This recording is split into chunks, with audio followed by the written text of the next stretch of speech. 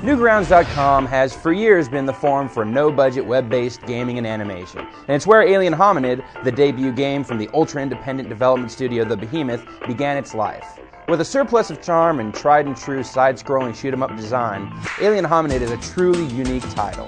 The action in Alien Hominid is pure throwback. Nostalgia-prone gamers will probably be reminded of Contra most immediately, though the game definitely owes a greater debt to the humor, breakneck pacing, and extreme challenge of the Metal Slug series. Over the course of the game, you'll have to cut a swath through a seemingly endless number of FBI agents, KGB operatives, and Area 51 spooks, and do battle with a butterscotch monster, a variety of giant robots, and even one of your own. Your directive is straightforward, and Alien Hominid makes some unique contributions to the classic side-scrolling shoot-'em-up formula of its own.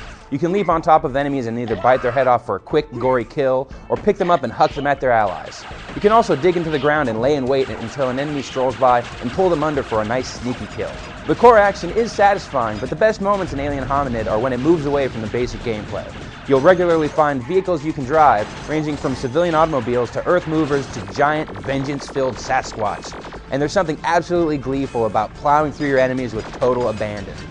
There are several levels where you'll actually recover your spaceship for a short time, which changes the action entirely. The game is also extremely fond of bosses, and each of the game's 16 levels is fitted with several, and all of them will give your reflexes a good test. Like the arcade shoot-'em-ups from which the game takes much inspiration, Alien Hominid is real hard. Even the saltiest of side-scrolling veterans will be hard-pressed to finish the game with the number of continues allotted, but the game keeps things manageable. When faced with the Game Over screen, you can hop right back into the game with a full stock of lives starting from the last level you were on. Pushing forward through the game like this will take most anywhere between 2 and 4 hours. It's short, but it's also completely relentless and almost endlessly inventive, making it an extremely satisfying experience that is highly replayable. Sharing the intense experience with a friend in the co-op mode is one way to revisit Alien Hominid, and the game includes a suite of mini-games as well. Initially, you'll only have access to the PDA games, which are simple but challenging little affairs where you have to guide a stick figure through a single-screen environment, eliminating all of the enemies and picking up all of the items before you're allowed to leave. There's even 4-player support here, which superbly cross-pollinates competitive and cooperative gameplay. The game even has a fully featured editor that allows you to create your own PDA levels. Additionally, there are 4 other mini-games of varying levels of novelty that you can unlock. The main game is great on its own, and the mini-games are just icing on the cake. Now, people's names are usually only associated with the game because of endorsement deals or the name recognition of a high-profile designer.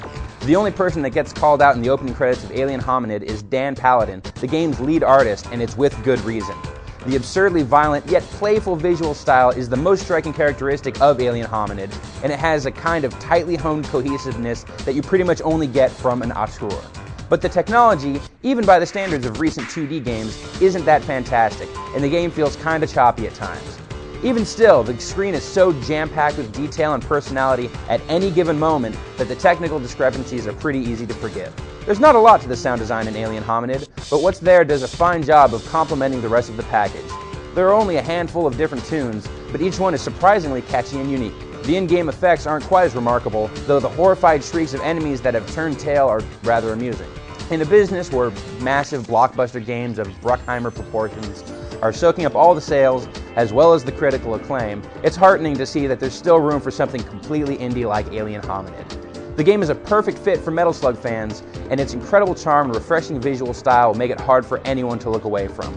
If you're just tired of sequels and long for a game that can genuinely surprise you, Alien Hominid is worth a shot.